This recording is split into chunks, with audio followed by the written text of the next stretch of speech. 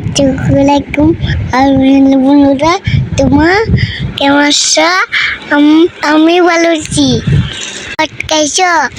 পটকে ঘুমাচ্ছি। আমি বস করে মেয়ের বাড়িতে যাব। আমার নাম উদ্দিন আউসাপ। আমার যাব উদ্দিন আসিক নাম একা একা আমি একা একা পটকারি খাই। আমি একা একা গোসল করি। আমি একা একা কাজ করি।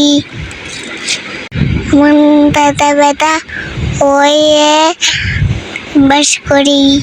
মিনারমাটিতে কে মাছ ধরছি। পাল মাছ, কই মাছ ধরছি নাম।